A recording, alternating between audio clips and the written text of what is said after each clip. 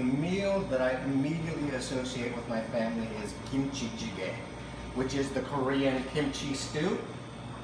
It's basically red pepper flake, kimchi, cook some pork belly in there, and then you pretty much embellish whatever ingredients you want. A lot of tofu in there and stuff like that. So obviously the food that I associate with my family is Korean food. Basically every meal growing up included rice and kimchi and some form of meat as well. As kids, we definitely tried to, like Cornelia would try and rebel against that. So, my greatest desire at that age was for a hamburger helper. I wanted hamburger helper for every meal all the time. I mean, when I was growing up, my parents would just make Korean food most of the time, and I remember not being so into it when I was a kid. I mean, there are certain things that I really liked, and my mom would just make those things a lot. Like tteokbokki jjigae was one, which is this tofu soup. But as a kid growing up, I wanted like pasta and pizza and hamburgers. The meal that resonates most in terms of my family is it's the gathering every New Year's. My mother has a very big family in Southern California, and so as long as I can remember, since I was a kid, like the 50s, my parents would take the whole family and we would drive down to Los Angeles, make the 5-hour drive for that New Year's gathering. And this gathering would be an occasion to have all these Japanese dishes and different types of foods. And I always remember it because it was the only time of the year when I saw everybody, in terms of my cousins and all those relatives that lived in Los Angeles. And then all this food, all this Japanese food. In my family, most Sundays, since I can remember, we've had Sunday dinner. And I come from a really big family, lots of kids, and we're all grown up now and we have kids of our own. So even now on Sundays, all of us get together. And so everybody brings a dish, and sometimes it's pizza in a box, and other times it's a fancy recipe you're trying out. Or my sister's famous macaroni and cheese, or my mom's shepherd's pie or something.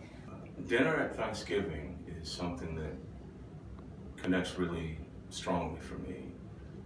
Family gathering, one of the main objectives is to eat, and the love that has been put into the preparation of the meals.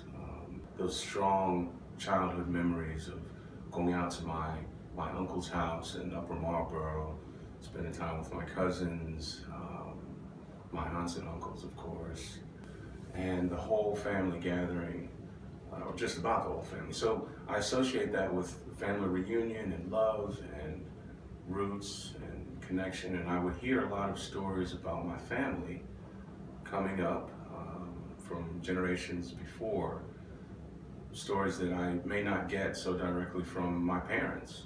But now, when I'm away from my family's home, I definitely crave Korean food. And I definitely seek it out now and think of home and think of things like the New Year's soup in Korea is this like rice cake and dumpling soup, and you eat it at New Year's, and you can do it at Western New Year's or Lunar New Year's, and like I will make it a point, no matter how tired or how partied out or how snowy it is in New York where I live, I will go find that soup on January 1st. Now, as I'm getting older, I feel more drawn to it, and I guess I appreciate it more now, and I actually seek it out. I'm finding my comfort foods now are Korean, even though when I was a kid I didn't really appreciate them as much. Food is big in a lot of cultures, but in Korean culture especially, food is really important because, so before the war between the two Koreas, there was Japanese colonization, and before that, Korea was never doing that great in terms of being like an economic powerhouse. So after the armistice, you have this war-torn country populated with people that just didn't have much industry or money to begin with, and now, you know, the country's been ravaged by war and there's no food around. The first line, I believe, Ray's father speaks to Ray is the line "Bap mogoso." He's asking him if he's eaten. And that is literally what older people will ask you in Korea as a greeting, as a salutation. "Bap mogoso." That'll be the first thing they say. "Bap mogoso," did you eat? And it's kind of like our version of "How are you doing?" Of course you're gonna answer yes. Just like, "How are you doing?" "Oh, I'm fine." I think food is such a sensory experience, and it opens you up and can bring memory to you or can create a vulnerability in you, and that of course can be a pathway to connection. Like the best thing that I ever ate was the meal that I had the night that I got married, and it was in Key West, and my parents were there and my husband's parents were there. It was this beautiful fish dish with tomatoes and olives, and I remember the taste of it, but I think what enhances the memory for me is feeling the love of my new husband and my parents and his parents, and just feeling like we were in this cocoon of love and warmth.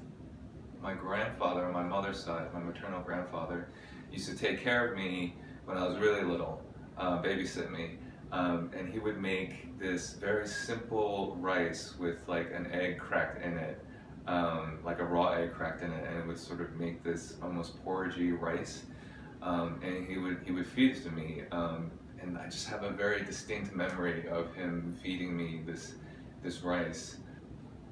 You know, we have kids now of our own, and we want to expose them to this food that I always experienced growing up. And so I think probably like at least once a week we're making a meal, a dinner at home that's Korean. And I've learned to make Korean myself, just so that, you know, I could share this with our kids. And my wife too, she makes a really good suntu buchiga. I've never read a play that is so directly connected to my personal experience in life as a culture, as you know, a woman dating an emotionally closed-off man, as a person who's learning to appreciate food, as a person who deals with, you know, father issues, as a person who deals with general like family divide and cultural barriers because of language. Literally every single point of this play is exactly what I went through, and we all seem to think that our personal experiences are individual and totally singular, no one can understand you. And I found that with Korean culture, there's not a lot of talk about what we go through. People definitely keep their business to themselves.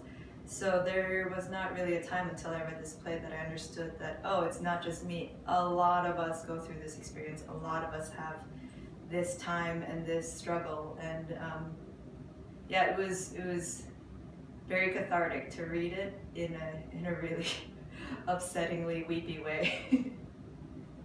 And that's one of the wonderful things about this play, that everybody has the sort of universality of food and memory, and sometimes what the food, those thoughts of food, what that sparks in us, and how we celebrate life in that way. Because our play really is a celebration of life,